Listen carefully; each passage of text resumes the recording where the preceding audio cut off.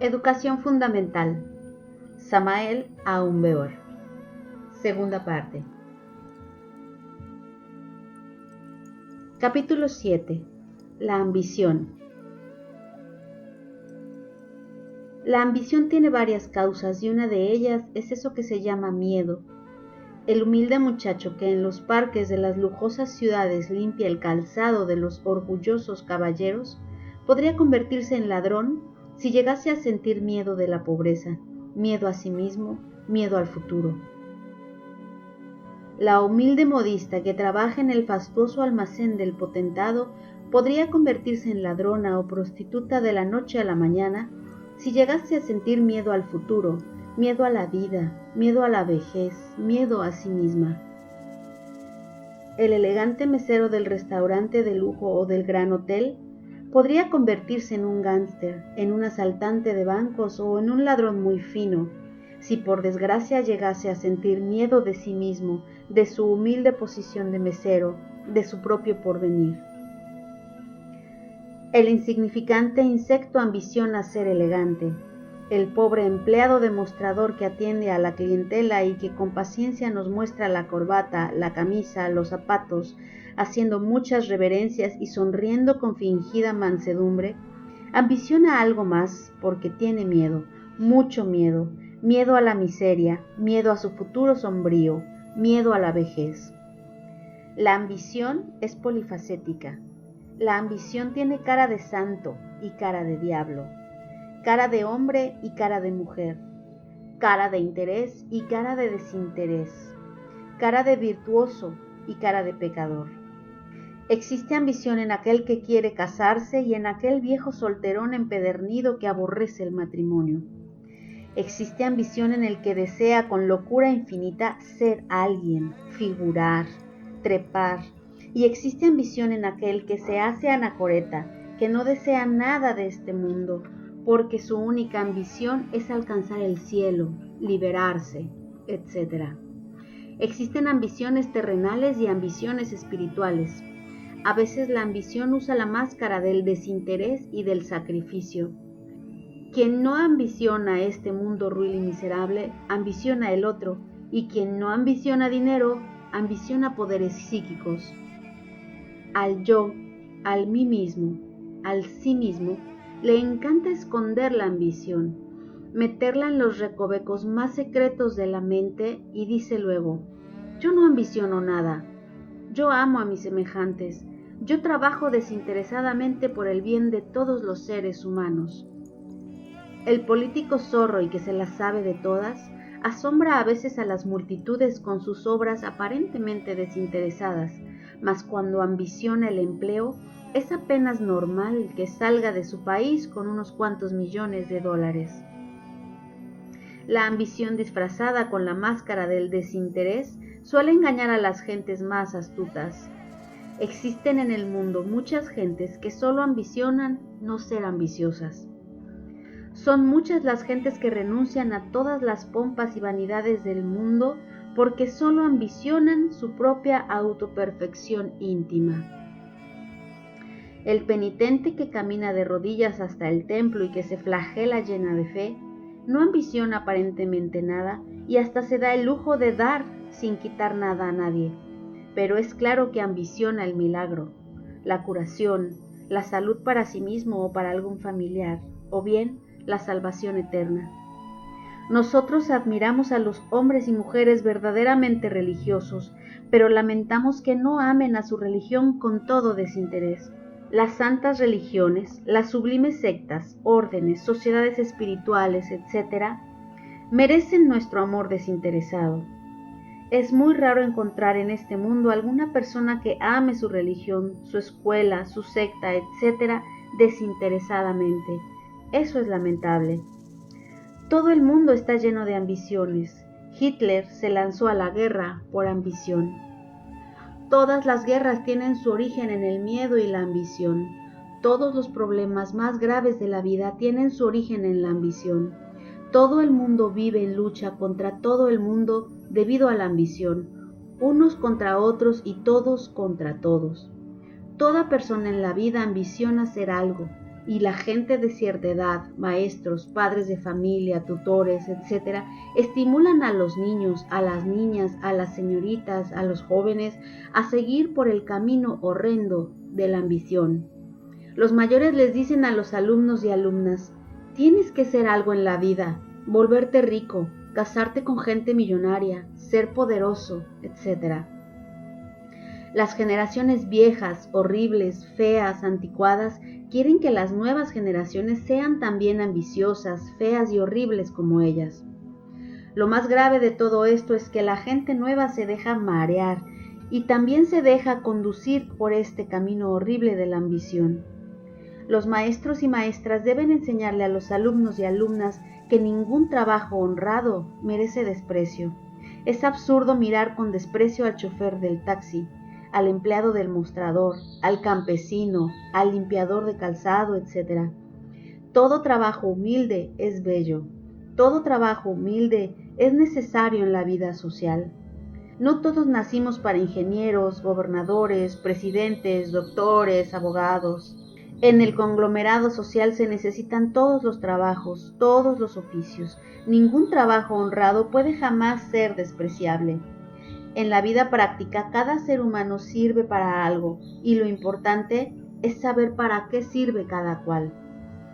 Es deber de los maestros y maestras descubrir la vocación de cada estudiante y orientarle en ese sentido. Aquel que trabaja en la vida de acuerdo con su vocación, trabajará con amor verdadero y sin ambición. El amor debe reemplazar a la ambición. La vocación es aquello que realmente nos gusta, aquella profesión que con alegría desempeñamos porque es lo que nos agrada, lo que amamos. En la vida moderna, por desgracia, las gentes trabajan a disgusto y por ambición, porque ejercen trabajos que no coinciden con su vocación. Cuando uno trabaja en lo que le gusta, en su vocación verdadera, lo hace con amor, porque ama su vocación, porque sus aptitudes para la vida son precisamente las de su vocación.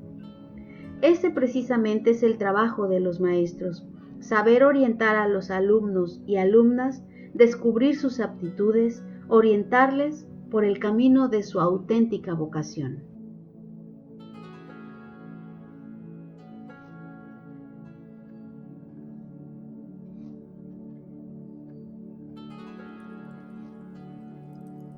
Capítulo 8. El amor. Desde los mismos bancos de la escuela, los alumnos y alumnas deben comprender en forma íntegra eso que se llama amor. El miedo y la independencia suelen confundirse con el amor, mas no son el amor. Los alumnos y alumnas dependen de sus padres y maestros, y es claro que les respetan y temen a la vez. Los niños y niñas, los jóvenes y señoritas dependen de sus padres para aquello del vestido, la comida, el dinero, el albergue. Y a todas luces resulta claro que se sienten protegidos, saben que dependen de sus padres y por ello les respetan y hasta les temen, pero eso no es amor. Para muestra de lo que estamos diciendo, podemos verificar con entera exactitud que todo niño o niña, joven o señorita le tiene más confianza a sus amiguitos o amiguitas de la escuela que a sus mismos padres. Realmente los niños, niñas, jóvenes y señoritas hablan con sus compañeros y compañeras cosas íntimas que jamás en la vida hablarían con sus mismos padres. Eso nos está demostrando que no hay confianza verdadera entre padres e hijos, que no hay verdadero amor. Se hace urgente comprender que existe una diferencia radical entre el amor y eso que es respeto, temor, dependencia, miedo. Es urgente saber respetar a nuestros padres y maestros, pero no confundir el respeto con el amor. El respeto y el amor deben estar íntimamente unidos, mas no debemos confundir al uno con el otro. Los padres temen por sus hijos, desean para ellos lo mejor, una buena profesión, un buen matrimonio, protección, etc., y confunden ese temor con el verdadero amor. Se hace necesario comprender que sin amor verdadero es imposible que los padres y maestros puedan guiar a las nuevas generaciones sabiamente, aun cuando haya muy buenas intenciones. El camino que conduce al abismo está empedrado con muy buenas intenciones. Vemos el caso mundialmente conocido de los rebeldes sin causa. Esta es una epidemia mental que se ha propagado por el mundo entero. Multitud de niños bien, disque muy amados por sus padres, muy mimados, muy queridos, asaltan transeúntes indefensos, golpean y violan mujeres, roban, apedrean, andan en pandilla causando daño por todas partes. Les faltan el respeto a los maestros y padres de familia, etc. Los rebeldes sin causa son el producto de la falta del verdadero amor. Donde existe verdadero amor no pueden existir rebeldes sin causa. Si los padres de familia amaran de verdad a sus hijos, sabrían orientarlos inteligentemente y entonces no existirían los rebeldes sin causa. Los rebeldes sin causa son el producto de una mala orientación. Los padres de familia no han tenido suficiente amor como para dedicarse de verdad a orientar a sus hijos sabiamente. Los padres de familia modernos solo piensan en dinero y darle al hijo más, y coche último modelo, y trajes de última moda, etc. Pero no aman de verdad, no saben amar, y por ello los rebeldes sin causa. La superficialidad de esta época se debe a la falta de amor verdadero. La vida moderna es semejante a un charco sin hondura, sin profundidad. En el lago profundo de la vida pueden vivir muchas criaturas, muchos peces, pero el charco situado en la vera del camino pronto se seca por los ardientes rayos del sol, y entonces lo único que queda es el lodo, la podredumbre, la fealdad. Es imposible comprender la belleza de la vida en todo su esplendor si no hemos aprendido a amar. Las gentes confunden al respeto y al temor con eso que se llama amor. Respetamos a nuestros superiores y les tememos, y entonces creemos que les amamos. Teme el niño al látigo, a la férula, a la mala calificación, al regaño en la casa o en la escuela, etc. Y cree entonces que ama a sus padres y maestros, pero en realidad solo les teme. Dependemos del empleo, del patrón, tememos a la miseria y quedarnos sin trabajo, y entonces creemos que amamos al patrón y hasta velamos por sus intereses, cuidamos sus propiedades. Pero eso no es amor, eso es temor. Muchas gentes tienen miedo de pensar por sí mismas en los misterios de la vida y de la muerte. Miedo a inquirir, investigar, comprender, estudiar, y entonces exclaman: yo amo a Dios y con eso es suficiente. Creen que aman a Dios, pero en realidad no aman, temen. En tiempos de guerra, la esposa siente que adora a su marido más que nunca y anhela con ansiedad infinita su regreso a casa, pero en realidad no le ama, solo teme quedarse sin marido, sin protección, etc. La esclavitud psicológica, la dependencia, el depender de alguien, no es amor, es únicamente temor y eso es todo. El niño en sus estudios depende del maestro o maestra, y es claro que le teme a la expulsión, a la mala calificación, al regaño, y muchas veces cree que le ama, pero lo que sucede es que le teme. Cuando la esposa está de parto o en peligro de muerte por cualquier enfermedad, el esposo cree que la ama mucho más, pero en realidad lo que sucede es que teme perderla, depende de ella en muchas cosas, como son comida, sexo, lavado de ropa, caricias, y teme perderla. Eso no es amor. Todo el mundo dice que adora a todo el mundo, pero no hay tal. Es muy raro hallar en la vida a alguien que sepa amar verdaderamente. Si los padres amaran de verdad a sus hijos, si los hijos amaran de verdad a sus padres, si los maestros amaran de verdad a sus alumnos y alumnas, no podría haber guerras. Las guerras serían imposibles en un 100%.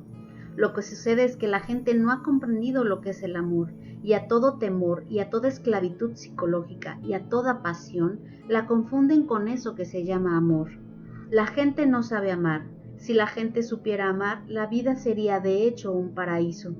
Los enamorados creen que están amando, y muchos hasta serían capaces de jurar con sangre de que están amando, mas solo están apasionados.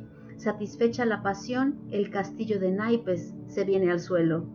La pasión suele engañar a la gente, la pasión suele engañar la mente y el corazón. Todo apasionado cree que está enamorado.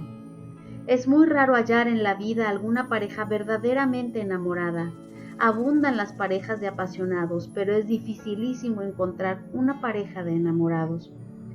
Todos los artistas cantan al amor, pero no saben qué cosa es el amor y confunden a la pasión con el amor. Si hay algo muy difícil en esta vida es no confundir la pasión con el amor. La pasión es el veneno más delicioso y más sutil que se puede concebir. Siempre termina triunfando a precio de sangre. La pasión es sexual 100%, la pasión es bestial, pero algunas veces es también muy refinada y sutil. Siempre se confunde con el amor. Los maestros y maestras deben enseñarle a los alumnos, jóvenes y señoritas, a diferenciar entre el amor y la pasión. Solo así evitarán más tarde muchas tragedias en la vida.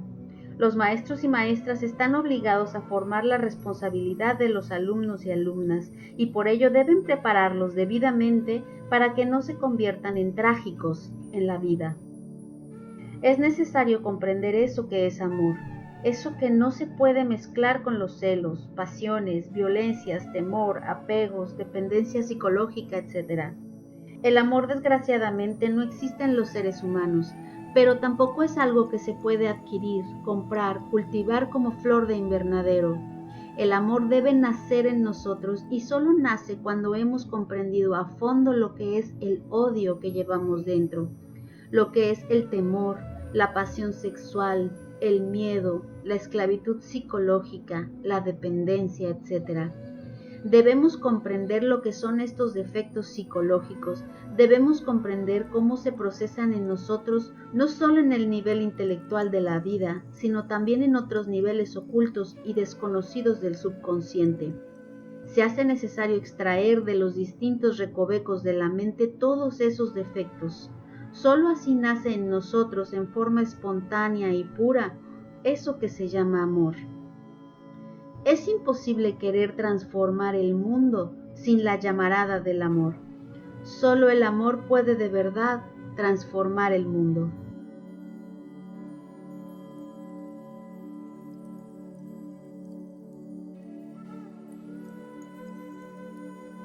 Capítulo 9. La mente. A través de la experiencia hemos podido comprobar que es importante comprender eso que se llama amor, hasta que hayamos comprendido en forma íntegra el complejo problema de la mente. Quienes suponen que la mente es el cerebro están totalmente equivocados.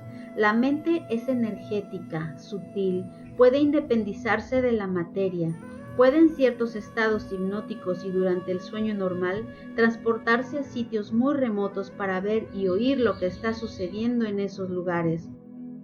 En los laboratorios de parapsicología se hacen notables experimentos con sujetos en estado hipnótico.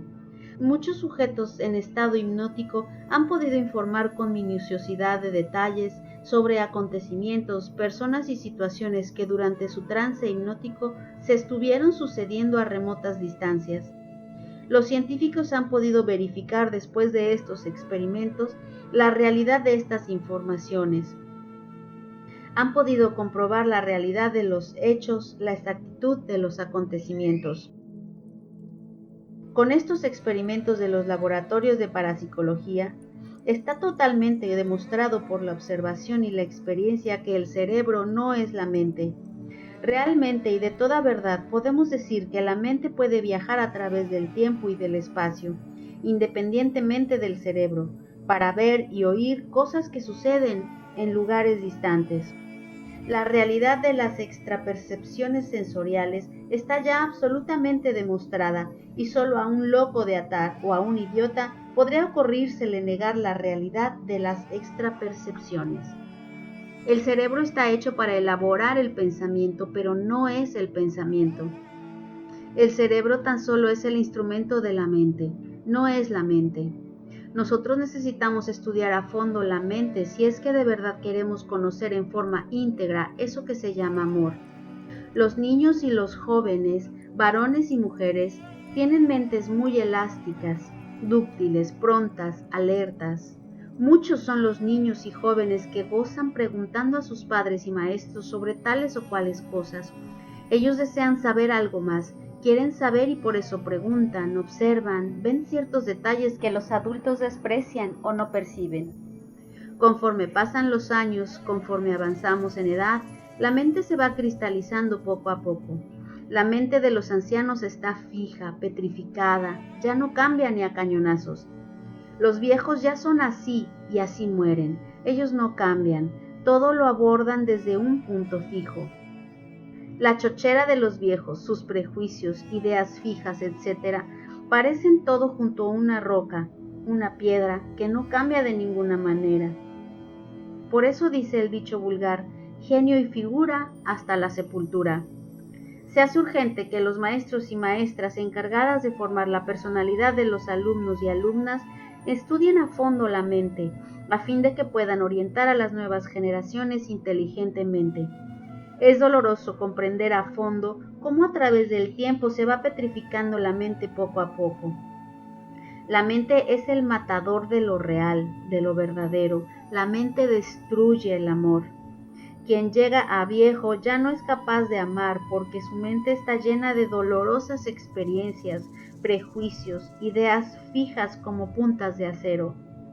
Existen por ahí viejos verdes que se creen capaces de amar todavía, pero lo que sucede es que dichos viejos están llenos de pasiones sexuales seniles y confunden la pasión con el amor. Todo viejo verde y toda vieja verde pasan por tremendos estados lujuriosos pasionales antes de morir, y ellos creen que eso es amor. El amor de los viejos es imposible porque la mente lo destruye con sus chocheras, ideas fijas, prejuicios, celos, experiencias, recuerdos, pasiones sexuales, etc. La mente es el peor enemigo del amor. En los países supercivilizados el amor ya no existe, porque la mente de las gentes solo huele a fábricas, cuentas de bancos, gasolina y celuloide. Existen muchas botellas para la mente, y la mente de cada persona está muy bien embotellada. Unos tienen la mente embotellada en el abominable consumismo, otros la tienen embotellada en el despiadado capitalismo. Hay quienes tienen la mente embotellada en los celos, en el odio, en el deseo de ser rico, en la buena posición social, en el pesimismo, en el apego a determinadas personas, en el apego a sus propios sufrimientos, a sus problemas de familia, etc. A la gente le encanta embotellar la mente. Raros son aquellos que se resuelven de verdad a volver pedazos la botella. Necesitamos libertar la mente, pero a la gente le agrada la esclavitud. Es muy raro encontrar a alguien en la vida que no tenga la mente embotellada. Los maestros y maestras deben enseñar a sus alumnos y alumnas todas estas cosas. Deben enseñarle a las nuevas generaciones a investigar su propia mente, a observarla, a comprenderla. Solo así, mediante la comprensión de fondo, podemos evitar que la mente se cristalice, se congele, se embotelle. Lo único que puede transformar al mundo es eso que se llama amor, pero la mente destruye el amor. Necesitamos estudiar nuestra propia mente, observarla, investigarla profundamente, comprenderla verdaderamente. Solo así, solo haciéndonos amos de sí mismos, de nuestra propia mente, mataremos al matador del amor y seremos felices de verdad.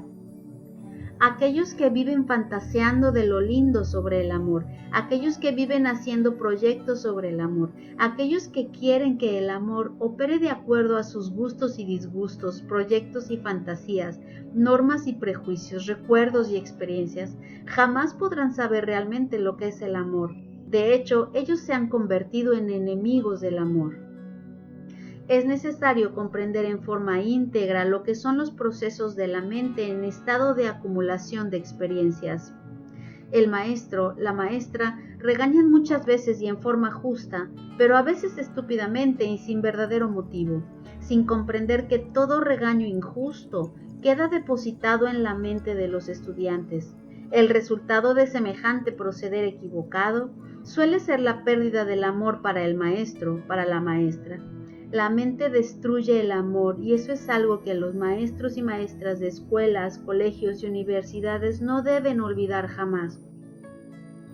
Es necesario comprender a fondo todos esos procesos mentales que acaban con la belleza del amor. No basta ser padre o madre de familia, hay que saber amar. Los padres y madres de familia creen que aman a sus hijos e hijas porque los tienen, porque son suyos, porque los poseen, como quien tiene una bicicleta, un automóvil, una casa. Ese sentido de posesión, de dependencia, suele confundirse con el amor, pero jamás podría ser amor. Los maestros y maestras de nuestro segundo hogar, que es la escuela, creen que aman a sus discípulos y discípulas, pues les pertenecen como tales, porque los poseen, pero eso no es amor. El sentido de posesión o dependencia no es amor. La mente destruye el amor y solo comprendiendo todos los funcionalismos equivocados de la mente, nuestra forma absurda de pensar, nuestras malas costumbres, hábitos automáticos, mecanicistas, manera equivocada de ver las cosas, etc., podemos llegar a vivenciar, a experimentar de verdad eso que no pertenece al tiempo, eso que se llama amor. Quienes quieren que el amor se convierta en una pieza de su propia máquina rutinaria, quienes quieren que el amor camine por los carriles equivocados de sus propios prejuicios, apetencias, temores, experiencias de la vida, modo egoísta de ver las cosas, forma equivocada de pensar, acaban de hecho con el amor porque éste jamás se deja someter. Quienes quieren que el amor funcione como yo quiero, como yo deseo, como yo pienso, pierden al amor porque Cupido, el dios del amor, no está dispuesto jamás a dejarse esclavizar por el yo. Hay que acabar con el yo, con el mí mismo, con el sí mismo para no perder el niño del amor.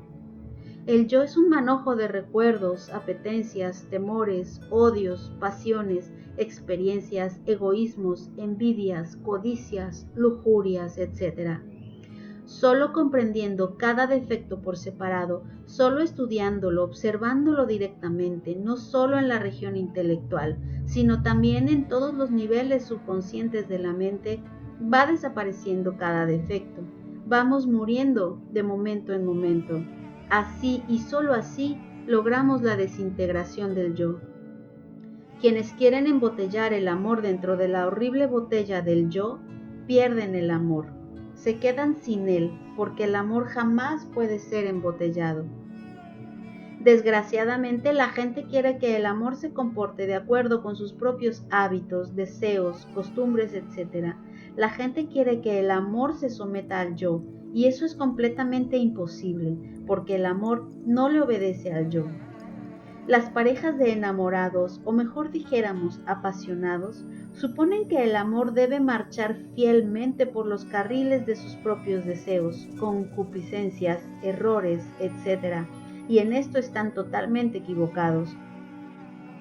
Hablemos de los dos, dicen los enamorados y apasionados sexualmente, que es lo que más abunda en este mundo, y luego vienen las pláticas, los proyectos, los anhelos y suspiros.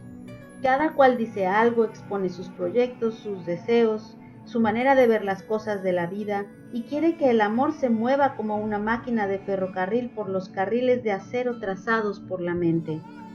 ¡Cuán equivocados andan esos enamorados o apasionados! ¡Qué lejos están de la realidad! El amor no le obedece al yo cuando quieren los cónyuges ponerle cadenas al cuello y someterlo. Huye, dejando a la pareja en desgracia. La mente tiene el mal gusto de comparar. El hombre compara a una novia con otra. La mujer compara a un hombre con el otro. El maestro compara a un alumno con otro. Una alumna con otra, como si todos los alumnos no mereciesen el mismo aprecio. Realmente toda comparación es abominable. Quien contempla una bella puesta de sol y la compara con otra, no sabe realmente comprender la belleza que tiene ante sus ojos. Quien contempla una bella montaña y la compara con otra que vio ayer, no está realmente comprendiendo la belleza de la montaña que tiene ante sus ojos. Donde existe comparación no existe amor verdadero. El padre y la madre que aman a sus hijos de verdad jamás los comparan con nadie. Les aman y eso es todo. El esposo que realmente ama a su esposa jamás comete el error de compararla con nadie. La ama y eso es todo. El maestro o maestra que aman a sus alumnos o alumnas jamás los discriminan, nunca les comparan entre sí, les aman de verdad y eso es todo. La mente dividida por las comparaciones, la mente esclava del dualismo, destruye al amor. La mente dividida por el batallar de los opuestos no es capaz de comprender lo nuevo, se petrifica, se congela. La mente tiene muchas profundidades, regiones, terrenos subconscientes, recovecos, pero lo mejor es la esencia, la conciencia, y está en el centro. Cuando el dualismo se acaba, cuando la mente se torna íntegra, serena, quieta, profunda, cuando ya no compara, entonces despierta la esencia, la conciencia, y ese debe ser el objetivo verdadero de la educación fundamental. Distingamos entre objetivo y subjetivo. En lo objetivo hay conciencia despierta, en lo subjetivo hay conciencia dormida, subconsciencia. Solo la conciencia objetiva puede gozar del conocimiento objetivo. La información intelectual que actualmente reciben los alumnos y alumnas de todas las escuelas, colegios y universidades es subjetiva 100%. El conocimiento objetivo no puede ser adquirido sin conciencia objetiva. Los alumnos y alumnas deben llegar primero a la autoconciencia y después a la conciencia objetiva. Solo por el camino del amor podemos llegar a la conciencia objetiva y el conocimiento objetivo. Es necesario comprender el complejo problema de la mente si es que de verdad queremos recorrer el camino del amor.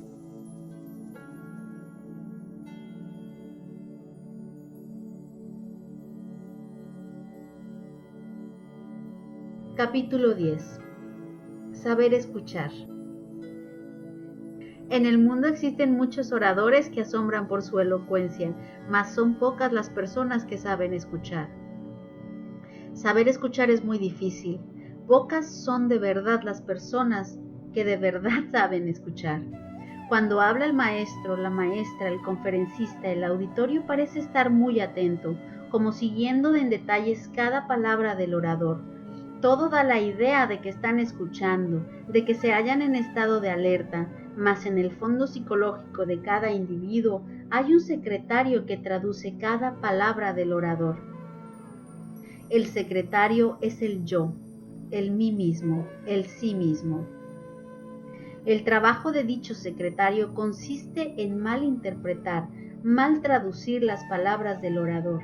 El yo traduce de acuerdo con sus prejuicios, preconceptos, temores, orgullo, ansiedades, ideas, memorias. Los alumnos de la escuela, las alumnas, los individuos que sumados constituyen el auditorio que escucha, realmente no están escuchando al orador, se están escuchando a sí mismos. Están escuchando a su propio ego, a su querido ego maquiavélico, que no está dispuesto a aceptar lo real, lo verdadero, lo esencial. Solo en estado de alerta novedad, con mente espontánea, libre del peso del pasado, en estado de plena receptividad, podemos realmente escuchar sin la intervención de ese pésimo secretario de mal agüero llamado yo, mí mismo, sí mismo, ego. Cuando la mente está condicionada por la memoria, solo repite lo que tiene acumulado. La mente condicionada por las experiencias de tantos y tantos ayeres solo puede ver el presente a través de los lentes turbios del pasado. Si queremos saber escuchar, si queremos aprender a escuchar para descubrir lo nuevo, debemos vivir de acuerdo a la filosofía de la momentaneidad. Es urgente vivir de momento en momento sin las preocupaciones del pasado y sin los proyectos del futuro. La verdad es lo desconocido de momento en momento. Nuestras mentes deben estar siempre alertas, en plena atención, libres de prejuicios, preconceptos, a fin de ser realmente receptivas. Los maestros y maestras de escuela deben enseñarle a sus alumnos y alumnas la profunda significación que se encierra en eso de saber escuchar. Es necesario aprender a vivir sabiamente, refinar nuestros sentidos, refinar nuestra conducta, nuestros pensamientos, nuestros sentimientos. De nada sirve tener una gran cultura académica si no sabemos escuchar, si no somos capaces de descubrir lo nuevo de momento en momento. Necesitamos refinar la atención, refinar nuestros modales, refinar nuestras personas, las cosas, etc. Es imposible ser verdaderamente refinado cuando no sabemos escuchar.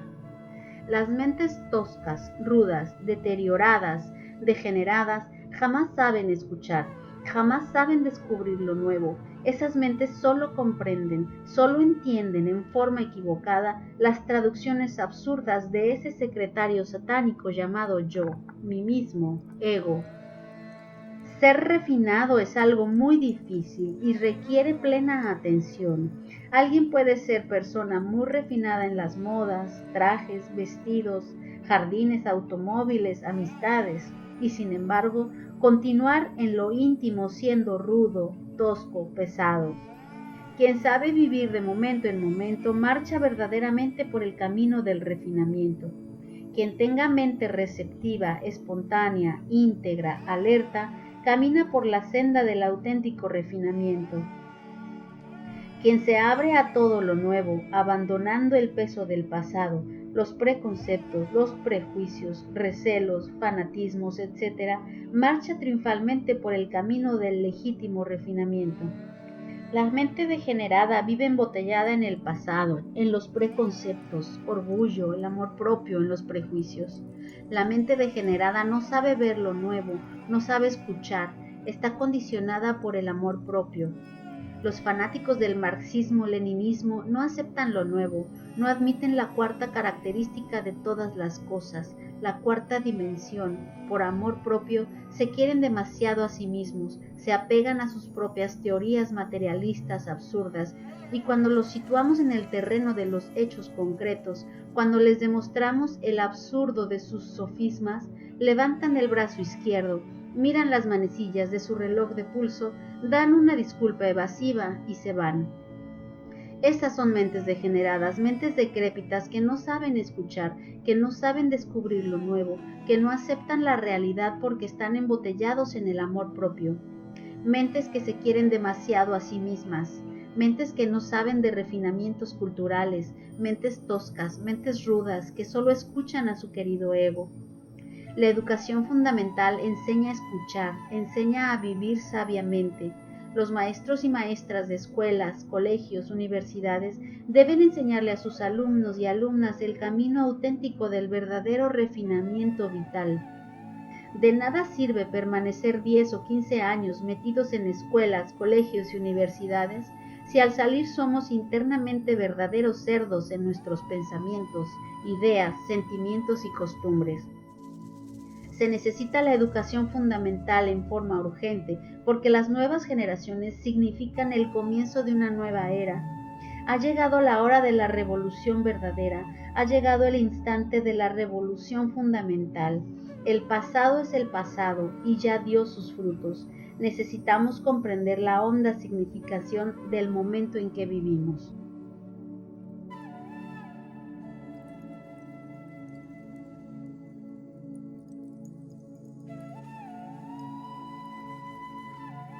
Capítulo 11. Sabiduría y amor. La sabiduría y el amor son las dos columnas torales de toda verdadera civilización. En un platillo de la balanza de la justicia debemos poner la sabiduría y en el otro platillo el amor. La sabiduría y el amor deben equilibrarse mutuamente. La sabiduría sin amor es un elemento destructivo. El amor sin sabiduría puede conducirnos al error. Amor es ley, pero amor consciente. Es necesario estudiar mucho y adquirir conocimientos, pero es también urgente desarrollar en nosotros el ser espiritual. El conocimiento sin el ser espiritual bien desarrollado en forma armoniosa dentro de nosotros viene a ser la causa de eso que se llama bribonismo.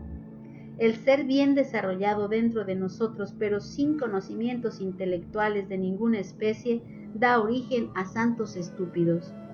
Un santo estúpido posee el ser espiritual muy desarrollado, pero como no tiene conocimientos intelectuales no puede hacer nada porque no sabe cómo hacer.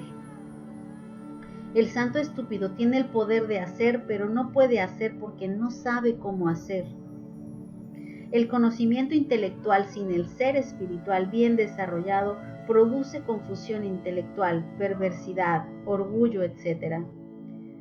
Durante la Segunda Guerra Mundial, millares de científicos desprovistos de todo elemento espiritual en nombre de la ciencia y de la humanidad cometieron crímenes espantosos con el propósito de hacer experimentos científicos. Necesitamos formarnos una poderosa cultura intelectual, pero equilibrada tremendamente con la verdadera espiritualidad consciente. Necesitamos una ética revolucionaria y una psicología revolucionaria si es que de verdad queremos disolver el yo para desarrollar el ser legítimamente espiritual en nosotros. Es lamentable que por falta de amor las gentes utilicen el intelecto en forma destructiva. Los alumnos y alumnas necesitan estudiar ciencias, historias, matemáticas, etc. Se necesita adquirir los conocimientos vocacionales con el propósito de ser útiles al prójimo. Estudiar es necesario, acumular conocimientos básicos es indispensable. Para el miedo no es indispensable. Muchas gentes acumulan conocimientos por miedo. Tienen miedo a la vida, a la muerte, al hambre, a la miseria, al qué dirán, y por ese motivo estudian.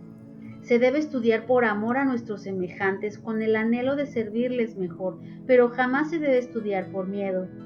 En la vida práctica hemos podido comprobar que todos aquellos estudiantes que estudian por miedo, tarde o temprano se convierten en bribones. Necesitamos sincerarnos con nosotros mismos para autoobservarnos y descubrir en nosotros mismos todos los procesos del miedo. No debemos olvidar jamás en la vida que el miedo tiene muchas fases. A veces el miedo se confunde con el valor. Los soldados en el campo de batalla parecen muy valerosos, pero en realidad se mueven y pelean debido al miedo. El suicida también parece a simple vista muy valeroso, pero en realidad es un cobarde que le tiene miedo a la vida. Todo bribón en la vida aparenta ser muy valeroso, pero en el fondo es un cobarde. Los bribones suelen utilizar la profesión y el poder en forma destructiva cuando tienen miedo. Ejemplo, Castro Ruz en Cuba. Nosotros jamás nos pronunciaremos contra la experiencia de la vida práctica ni contra el cultivo del intelecto, pero condenamos la falta de amor. El conocimiento y las experiencias de la vida resultan destructivas cuando falta el amor. El ego suele atrapar las experiencias y los conocimientos intelectuales cuando existe ausencia de eso que se llama amor. El ego se apropia de las experiencias y del intelecto cuando las utiliza para robustecerse. Desintegrado el ego, el yo, el mí mismo, las experiencias y el intelecto quedan en manos del ser íntimo y todo abuso se hace entonces imposible. Todo estudiante debe orientarse por el camino vocacional y estudiar muy a fondo todas las teorías que se relacionan con su vocación. El estudio, el intelecto no perjudican a nadie, mas no debemos abusar del intelecto. Necesitamos estudiar para no abusar de la mente. Abusa de la mente quien quiere estudiar las teorías de distintas vocaciones, quien quiere dañar a otros con el intelecto, quien ejerce violencia sobre la mente ajena. Es necesario estudiar las materias profesionales y las materias espirituales para tener una mente equilibrada. Es urgente llegar a la síntesis intelectual y a la síntesis espiritual si de verdad queremos una mente equilibrada. Los maestros y maestras de escuelas, colegios, universidades, etc., deben estudiar a fondo nuestra psicología revolucionaria si es que de verdad quieren conducir a sus estudiantes por el camino de la revolución fundamental. Es necesario que los estudiantes adquieran el ser espiritual, desarrollen en sí mismos el ser verdadero para que salgan de la escuela convertidos en individuos responsables y no en estúpidos bribones.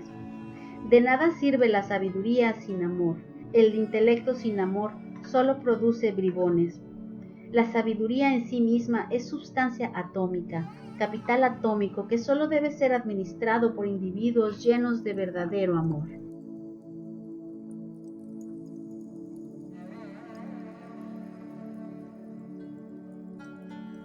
Capítulo 12. Generosidad. Es necesario amar y ser amado, pero para desgracia del mundo las gentes ni aman ni son amados. Eso que se llama amor es algo desconocido para las gentes y lo confunden fácilmente con la pasión y el temor. Si las gentes pudieran amar y ser amadas, las guerras serían completamente imposibles sobre la faz de la tierra. Muchos matrimonios que podrían verdaderamente ser felices, desgraciadamente no lo son debido a los viejos resentimientos acumulados en la memoria. Si los cónyuges tuvieran generosidad, olvidarían el pasado doloroso y vivirían en plenitud, llenos de verdadera felicidad. La mente mata al amor, lo destruye. Las experiencias, los viejos disgustos, los antiguos celos, todo esto acumulado en la memoria, destruye el amor. Muchas esposas resentidas podrían ser felices si tuvieran generosidad suficiente para olvidar el pasado y vivir en el presente adorando al esposo. Muchos maridos podrían ser verdaderamente felices con sus esposas si tuvieran generosidad suficiente como para perdonar viejos errores y echar al olvido rencillas y sinsabores acumulados en la memoria.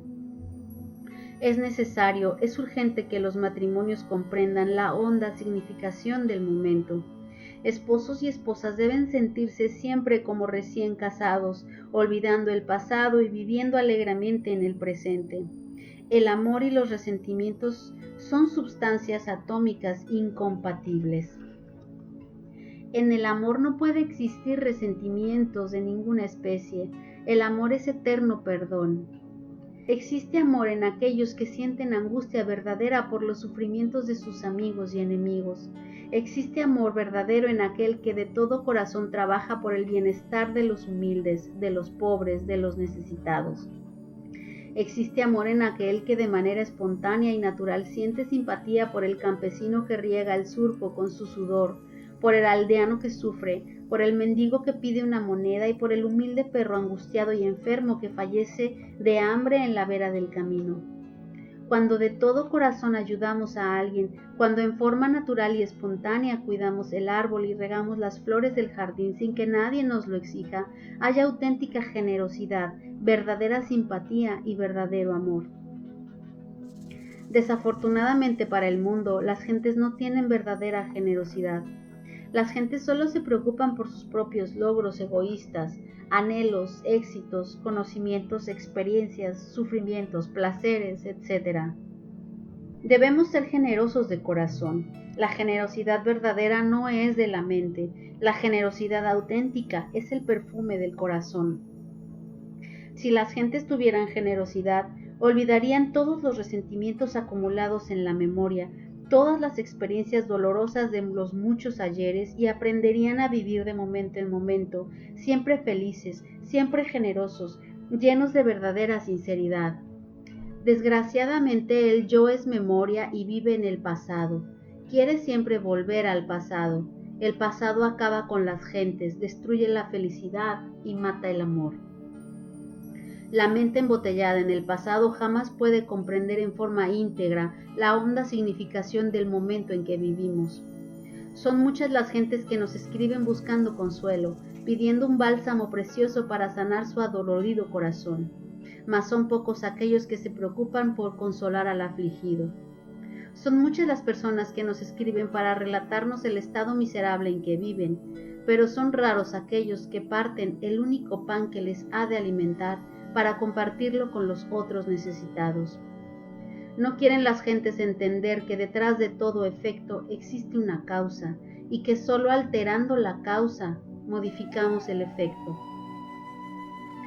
El yo, nuestro querido yo, es energía que ha vivido en nuestros antecesores y que ha originado ciertas causas pretéritas cuyos efectos presentes condicionan nuestra existencia. Necesitamos generosidad para modificar causas y transformar efectos. Necesitamos generosidad para dirigir sabiamente el barco de nuestra existencia. Necesitamos generosidad para transformar radicalmente nuestra propia vida. La legítima generosidad efectiva no es de la mente. La auténtica simpatía, el verdadero afecto sincero, jamás pueden ser el resultado del miedo. Es necesario comprender que el miedo destruye la simpatía, acaba con la generosidad del corazón y aniquila en nosotros el perfume delicioso del amor. El miedo es la raíz de toda corrupción, el origen secreto de toda guerra, el veneno mortal que degenera y mata.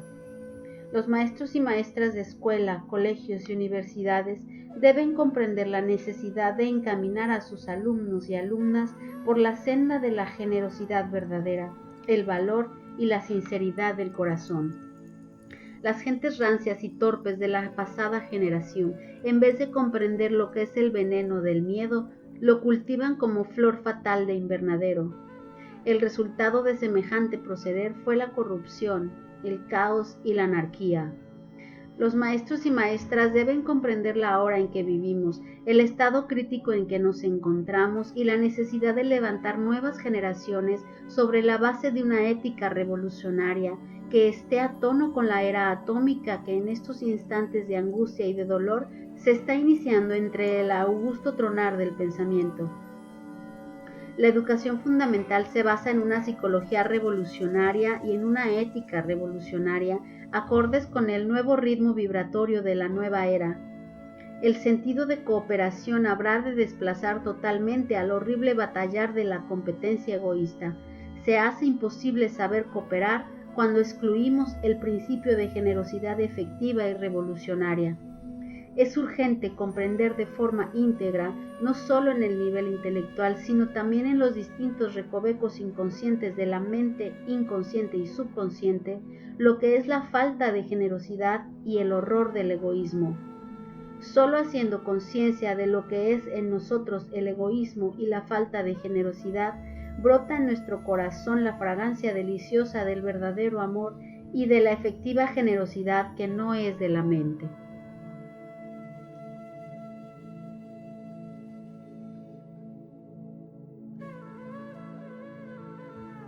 Capítulo 13. Comprensión y memoria. Recordar es tratar de almacenar en la mente lo que hemos visto y oído, lo que hemos leído, lo que otras personas nos han dicho, lo que nos ha sucedido, etc. Los maestros y maestras quieren que sus alumnos y alumnas almacenen en su memoria sus palabras, sus frases, lo que está escrito en los textos escolares, capítulos enteros, tareas abrumadoras con todos sus puntos y comas. Pasar exámenes significa rememorar lo que nos han dicho, lo que hemos leído mecánicamente, verbalizar memoria, repetir como papagayos, loros o cotorros todo lo que tenemos almacenado en la memoria. Es necesario que la nueva generación entienda que repetir como disco de radioconsola todas las grabaciones hechas en la memoria no significa haber comprendido a fondo. Recordar no es comprender. De nada sirve recordar sin comprender. El recuerdo pertenece al pasado, es algo muerto, algo que ya no tiene vida. Es indispensable, es urgente y de palpitante actualidad que todos los alumnos y alumnas de escuelas, colegios y universidades entiendan realmente el hondo significado de la profunda comprensión. Comprender es algo inmediato, directo, algo que vivenciamos intensamente, algo que experimentamos muy profundamente y que inevitablemente viene a convertirse en el verdadero resorte íntimo de la acción consciente.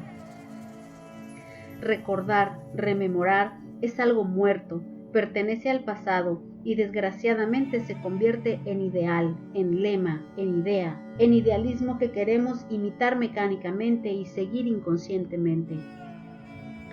En la comprensión verdadera, en la comprensión profunda, en la íntima comprensión de fondo, solo hay presión íntima de la conciencia, presión constante nacida de la esencia que llevamos dentro, y eso es todo. La comprensión auténtica se manifiesta como acción espontánea, natural, sencilla, libre del proceso deprimente de la elección, pura, sin indecisiones de ninguna especie. La comprensión convertida en resorte secreto de la acción es formidable, maravillosa, edificante y esencialmente dignificante. La acción basada en la recordación de lo que hemos leído, del ideal al que aspiramos, de la norma de conducta que nos han enseñado, de las experiencias acumuladas en la memoria, etc., es calculadora, depende de la opción deprimente, es dualista, se basa en la elección conceptual y solo conduce inevitablemente al error y al dolor. Eso de acomodar la acción a la recordación, eso de tratar de modificar la acción para que coincida con los recuerdos acumulados en la memoria, es algo artificioso, absurdo, sin espontaneidad y que inevitablemente solo puede conducirnos al error y al dolor. Eso de pasar exámenes, eso de pasar año, lo hace cualquier mentecato que tenga una buena dosis de astucia y memoria. Comprender las materias que se han estudiado y en las cuales se nos va a examinar es algo muy distinto. Nada tiene que ver con la memoria. Pertenece a la verdadera inteligencia que no debe ser confundida con el intelectualismo. Aquellas personas que quieren basar todos los actos de su vida con los ideales, teorías y recuerdos de toda especie acumulados en las bodegas de la memoria andan siempre de comparación en comparación, y donde existe comparación, existe también envidia. Esas gentes comparan sus personas, sus familiares, sus hijos con los hijos del vecino, con las personas vecinas. Comparan su casa, sus muebles, sus ropas, todas sus cosas con las cosas del vecino y de los vecinos o del prójimo.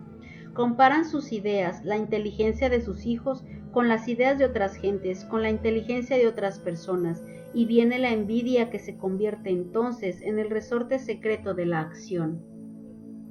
Para desgracia del mundo, todo el mecanismo de la sociedad se basa en la envidia y el espíritu adquisitivo. Todo el mundo envidia a todo el mundo. Envidiamos las ideas, las cosas, las personas, y queremos adquirir dinero y más dinero, nuevas teorías, nuevas ideas que acumulamos en la memoria, nuevas cosas para deslumbrar a nuestros semejantes, etc.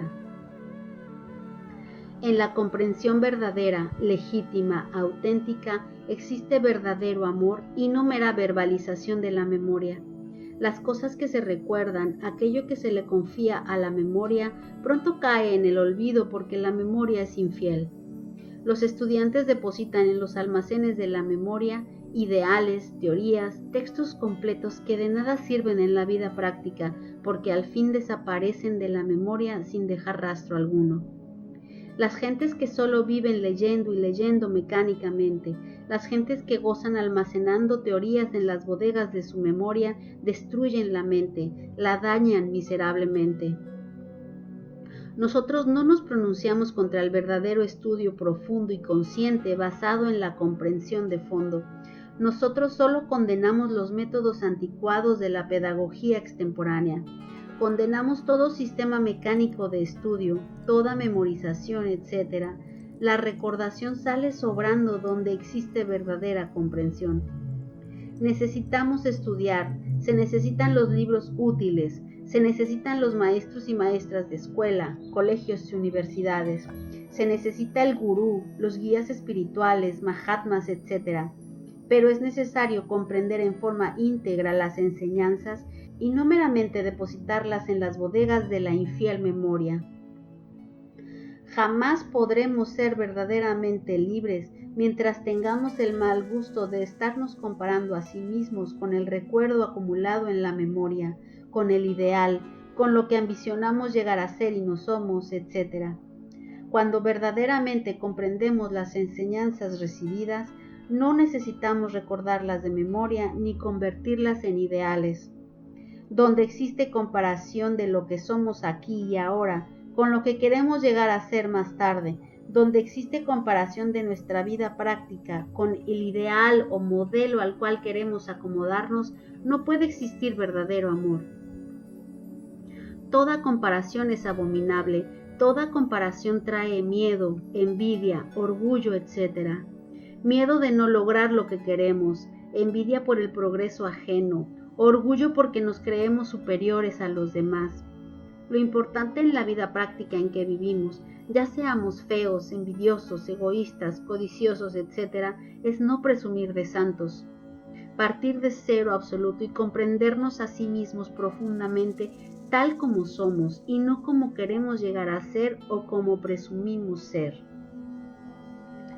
Es imposible disolver el yo, el mí mismo, si no aprendemos a observarnos, a percibir para comprender lo que realmente somos aquí y ahora en forma efectiva y absolutamente práctica.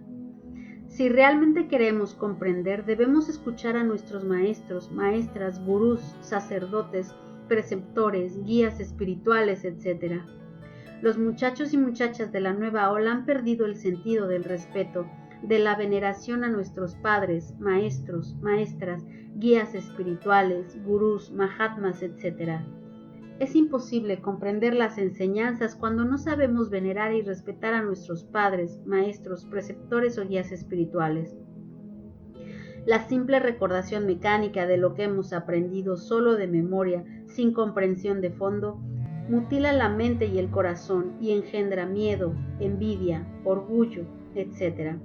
Cuando de verdad sabemos escuchar en forma consciente y profunda, surge dentro de nosotros un poder maravilloso, una comprensión formidable, neutral, sencilla, libre de todo proceso mecánico, libre de toda recordación. Si se descarga el cerebro del estudiante del enorme esfuerzo de memoria que debe realizar, será totalmente posible enseñar la estructura del núcleo y la tabla periódica de los elementos a los alumnos de segunda enseñanza y hacer comprender la relatividad y los cuanta en un bachiller. Como hemos platicado con algunos profesores y profesoras de escuelas secundarias, comprendemos que se aferra con verdadero fanatismo a la vieja pedagogía anticuada y extemporánea. Queremos que los alumnos y alumnas aprendan todo de memoria aunque no lo comprendan. A veces aceptan que es mejor comprender que memorizar, pero entonces insisten en que las fórmulas de física, química, matemáticas, etc. deben grabarse en la memoria.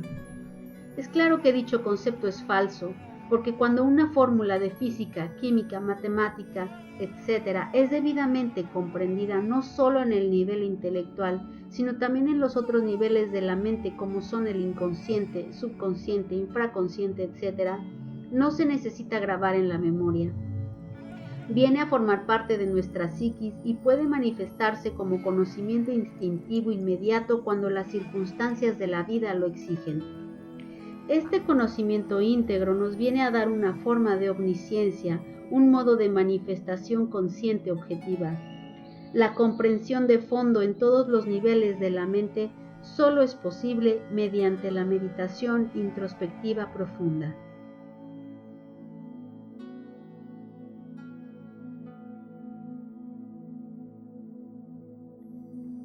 Capítulo 14. Integración. Uno de los anhelos más grandes de la psicología es llegar a la integración total. Si el yo fuera individual, el problema de la integración psicológica sería resuelto con suma facilidad. Pero para desgracia del mundo, el yo existe dentro de cada persona en forma pluralizada. El yo pluralizado es la causa fundamental de todas nuestras íntimas contradicciones. Si pudiéramos vernos en un espejo de cuerpo entero tal como somos psicológicamente, con todas nuestras íntimas contradicciones, llegaríamos a la penosa conclusión de que no tenemos todavía verdadera individualidad. El organismo humano es una máquina maravillosa controlada por el yo pluralizado que es estudiado a fondo por la psicología revolucionaria. Voy a leer el periódico, dice el yo intelectual. Quiero asistir a la fiesta, exclama el yo emocional. Al diablo con la fiesta, gruñe el yo del movimiento. Mejor me voy a pasear. Yo no quiero pasear, grita el yo del instinto de conservación. Tengo hambre y voy a comer. Cada uno de los pequeños yo que constituyen el ego quiere mandar, ser el amo, el señor. A la luz de la psicología revolucionaria, podemos comprender que el yo es legión y que el organismo es una máquina. Los pequeños yoes riñen entre sí, se pelean por la supremacía, cada uno quiere ser el jefe, el amo, el señor. Esto explica el lamentable estado de desintegración psicológica en que vive el pobre animal intelectual equivocadamente llamado hombre. Es necesario comprender lo que significa la palabra desintegración en psicología. Desintegrarse es desbaratarse, dispersarse, desgarrarse, contradecirse, etc. La principal causa de la desintegración psicológica es la envidia que suele manifestarse a veces en formas exquisitamente sutiles y deliciosas.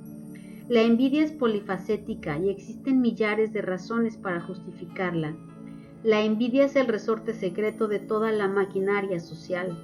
A los imbéciles les encanta justificar la envidia. El rico envidia al rico y quiere ser más rico.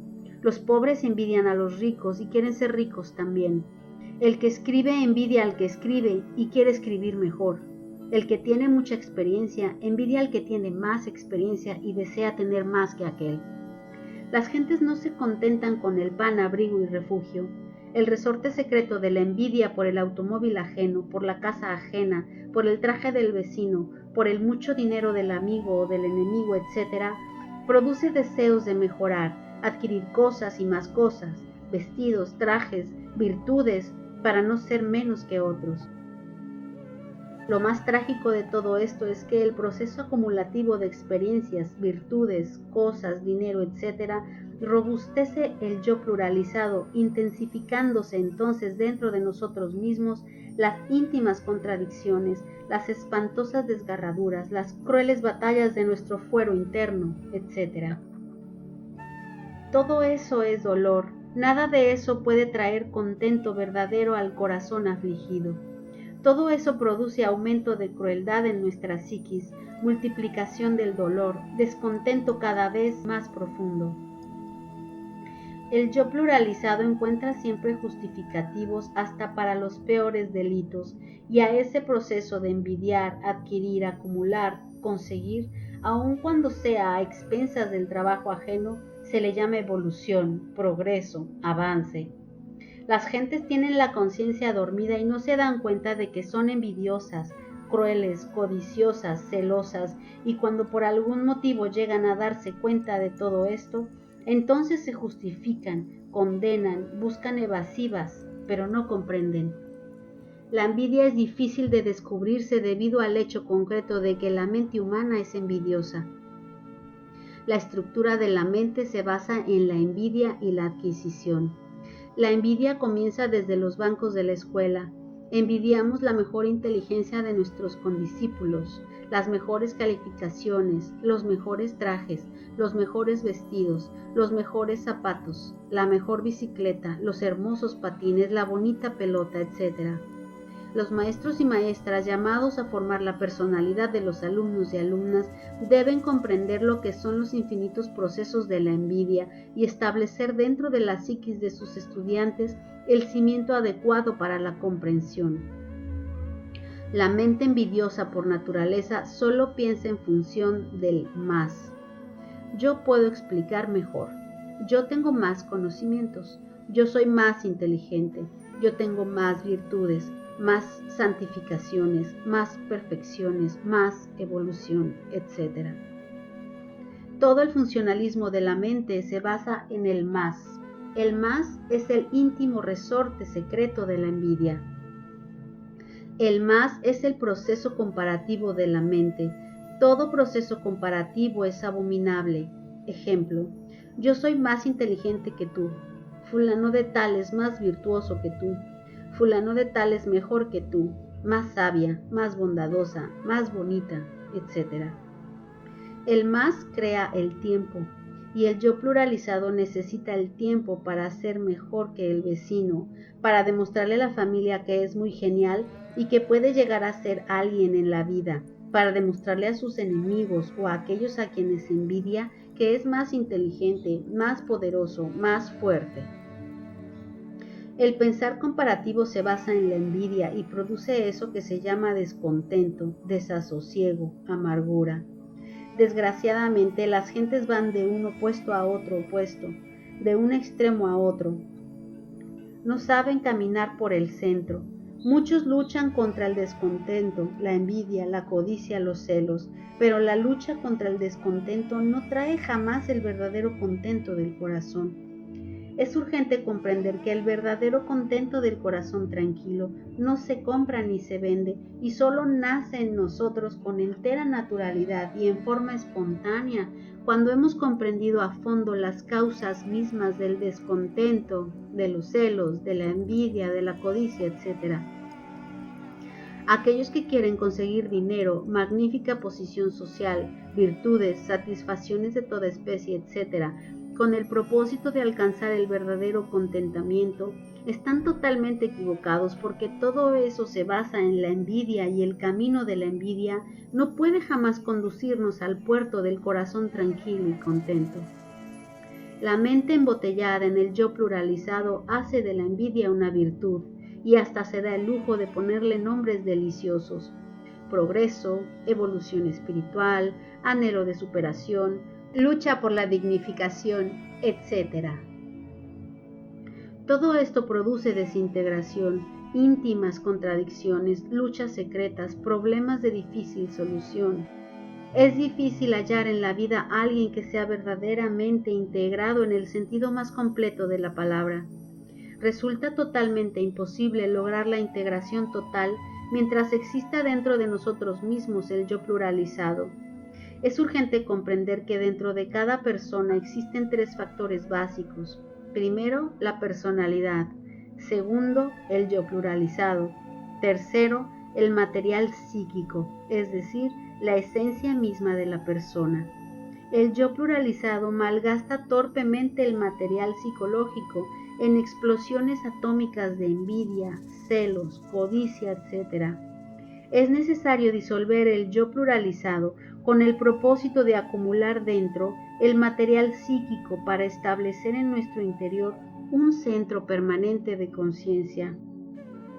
Quienes no poseen un centro permanente de conciencia no pueden ser íntegros. Solo el centro permanente de conciencia nos da verdadera individualidad.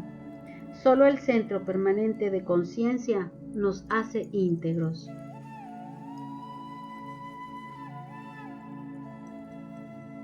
Capítulo 15.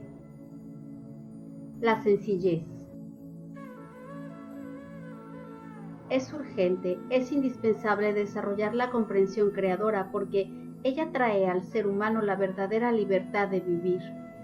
Sin comprensión es imposible conseguir la auténtica facultad crítica del análisis profundo.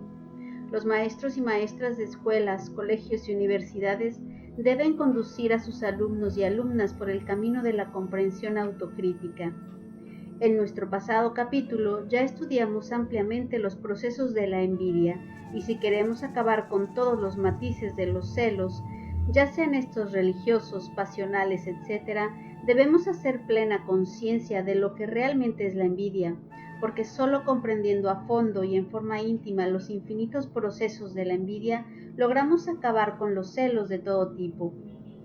Los celos destruyen los matrimonios, los celos destruyen las amistades, los celos provocan guerras religiosas, odios fratricidas, asesinatos y sufrimientos de toda especie. La envidia, con todos sus infinitos matices, se esconde tras de sublimes propósitos. Existe envidia en aquel que, habiendo sido informado sobre la existencia de sublimes santos, Mahatmas o gurús, desea también llegar a ser santo. Existe envidia en el filántropo que se esfuerza por superar a otros filántropos. Existe envidia en todo individuo que codicia virtudes porque tuvo informes, porque en su mente hay datos sobre la existencia de sagrados individuos llenos de virtudes. El deseo de ser santo, el deseo de ser virtuoso, el deseo de ser grande, tiene por fundamento la envidia. Los santos, con sus virtudes, han causado muchos daños. Nos viene a la memoria el caso de un hombre que a sí mismo se consideraba muy santo. En cierta ocasión, un poeta hambriento y miserable tocó a sus puertas para poner en sus manos un hermoso verso especialmente dedicado al santo de nuestro relato. El poeta solo aguardaba una moneda para comprar alimentos para su cuerpo exhausto y envejecido. Todo imaginaba el poeta menos un insulto. Grande fue su sorpresa cuando el santo, con mirada piadosa y ceño fruncido, cerró la puerta diciendo al infeliz poeta: «Fuera de aquí, amigo, largo, largo. A mí no me gustan estas cosas, aborrezco la lisonja, no me gustan las vanidades del mundo, esta vida es ilusión, yo sigo la senda de la humildad y de la modestia». El infeliz poeta, que solo deseaba una moneda, en vez de esta recibió el insulto del santo, la palabra que hiere, la bofetada, y con el corazón adolorido y la lira vuelta a pedazos, se fue por las calles de la ciudad despacito, despacito, despacito. La nueva generación debe levantarse sobre la base de la auténtica comprensión porque ésta es totalmente creadora. La memoria y la recordación no son creadoras. La memoria es el sepulcro del pasado. La memoria y la recordación son la muerte. La comprensión verdadera es el factor psicológico de la liberación total. Los recuerdos de la memoria jamás pueden traernos verdadera liberación porque pertenecen al pasado y por lo tanto están muertos. La comprensión no es cosa del pasado ni tampoco del futuro. La comprensión pertenece al momento que estamos viviendo aquí y ahora. La memoria siempre trae la idea del futuro. Es urgente estudiar ciencia, filosofía, arte y religión, pero no se deben confiar los estudios a la fidelidad de la memoria porque ésta no es fiel. Es absurdo depositar los conocimientos en el sepulcro de la memoria. Es estúpido enterrar en la fosa del pasado los conocimientos que debemos comprender. Nosotros jamás podríamos pronunciarnos contra el estudio, contra la sabiduría, contra la ciencia, pero resulta incongruente depositar las joyas vivas del conocimiento entre el sepulcro corrompido de la memoria. Se hace necesario estudiar, se hace necesario investigar, se hace necesario analizar, mas debemos meditar profundamente para comprender en todos los niveles de la mente. El hombre verdaderamente sencillo es profundamente comprensivo y tiene mente simple. Lo importante en la vida no es lo que tengamos acumulado en el sepulcro de la memoria, sino lo que hayamos comprendido no solo en el nivel intelectual, sino también en los distintos terrenos subconscientes, inconscientes de la mente. La ciencia, el saber, deben convertirse en comprensión inmediata. Cuando el conocimiento, cuando el estudio se han transformado en auténtica comprensión creadora, podemos comprender entonces todas las cosas de inmediato, porque la comprensión se hace inmediata, instantánea. En el hombre sencillo no existen complicaciones en la mente, porque toda complicación de la mente se debe a la memoria. El yo maquiavélico que llevamos dentro es memoria acumulada. Las experiencias de la vida deben transformarse en comprensión verdadera. Cuando las experiencias no se convierten en comprensión, cuando las experiencias continúan en la memoria, constituyen la podredumbre del sepulcro sobre la cual arde la llama fatua y luciférica del intelecto animal.